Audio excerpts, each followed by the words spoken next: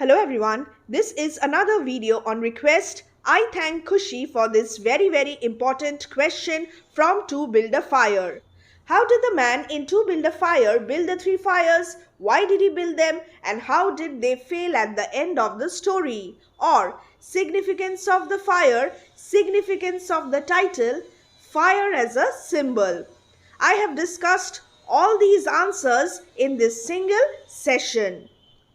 10 marks answer, and always begin your subjective answer with an introduction, an interesting introduction directly related to the question. Look how I have introduced the answer. Fire as a symbol is significant in Jack London's To Build a Fire. As always, I remind you this. Underline the name of the text or put the title within quotes. Fire as a symbol is significant in Jack London's To Build a Fire because it symbolizes survival, protection, and warmth. This introductory statement is really very powerful, and this is going to impress the examiners at once. It is repeatedly associated with life and means the difference between life and death in a setting as cold and bleak as the one presented in the story. I have also highlighted the bleakness and the cold, extreme cold condition of the setting.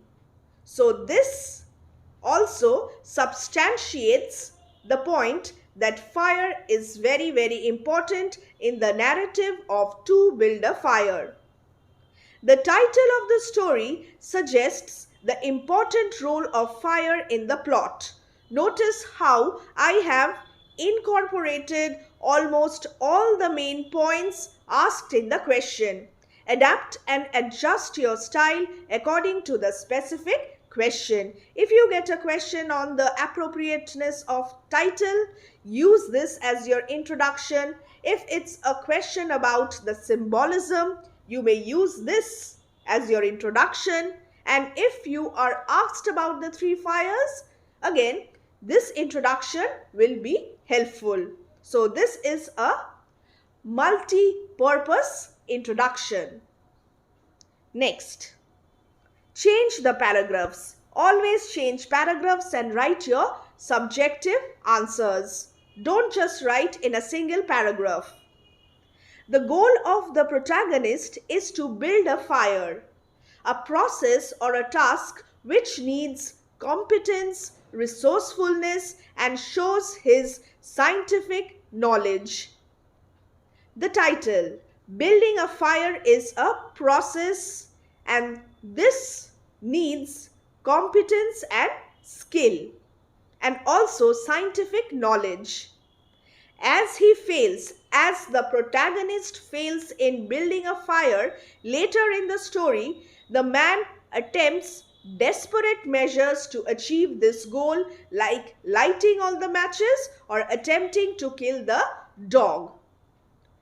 In the next paragraph itself, I have mentioned that this protagonist, the man, has failed. This is how I have tried to show the examiner that I have clearly understood the question. There are three subparts in this question. Notice, number one, how did the man build the fire? The three fires, you will have to focus on the three fires and how did he build those three fires. Second subpart, why did he build them? The purpose of these fires. And the third part, how did they fail at the end of the story? The man's first successful fire helped him to thaw the ice from his face and he ate his biscuits in its protection.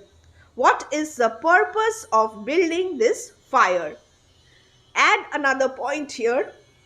His body, unlike the dog's body, does not have the natural resources necessary to survive intense cold without a fire. Therefore, he needed to build the fire. At this, the dog took satisfaction in the fire. He got out his matches, had got a supply of seasoned twigs as firewood from the undergrowth. Working carefully from a small beginning, he soon had a roaring fire.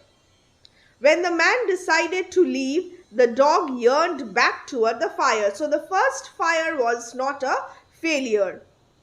He utilized that fire. And notice again how I have used quotations. Give correct quotations. And now the second fire. The purpose, the specific purpose of this second fire. The man broke through, another quotation, and wet himself halfway to the knees, and he would have to build a second fire to dry out his footgear. This is the purpose. This was imperative. This was absolutely necessary at that low temperature. Again, a reference to the setting. The setting is very important in Jack London's To Build a Fire. And how did he build this second fire? In brief, he collected dry firewood, sticks, twigs, and also larger portions of seasoned branches and dry last year's grasses, threw down several large pieces on top of the snow. This served for a foundation and got a young flame by touching a match to a small shred of birch bark and fed it with wisps of dry grass and twigs, working slowly and carefully. I have used some quotations. After this, there was the fire, snapping, crackling, and promising life, but it was due to his own mistake. Now the failure. It was due to his own mistake. The fire was blotted out. He should not have built it under a spruce tree. Falling snow from its branches puts out the fire. This is the reason why the second fire failed. Now, it's time for us to focus on the third fire. In desperation, he lit 70 sulfur matches at once and it flared into flame. The birch bark was alight. He began laying dry grasses and the tiniest twigs on the flame, cherished it carefully and awkwardly. It meant life. Again, the purpose of trying to build a fire. Again, and must not perish. But the lack of control over his body disrupted the nucleus of the little fire. Again, a failure. And the reason: the burning grasses and twigs separating and scattering. His shivering got away with him and the twigs were hopelessly scattered. Each twig gushed a puff of smoke and went out. The fire provider failed. Dear students, I have discussed briefly all the three fires. And then an appropriate summing up, an appropriate conclusion. Jack London achieved a gradation. Now mark this, a gradation in the way the man failed in his attempts. And why did he try to achieve this kind of a gradation, one after the other, coming to a climax, death of the man? To highlight the consequence of this, to highlight the consequence of the failure of his attempts, the death of the man. Fire symbolizes another symbolism. Fire symbolizes human technology in harmony with nature. In the conflict between man and nature, in this story, the latter, that is nature, overpowers the former, that is the man. The title, again, if you get a question about the appropriateness of the title, justification of the title, you may end like this. The title is thus foreshadowing the limitations of the man's scientific knowledge and skill. Again, this is a multi-purpose answer.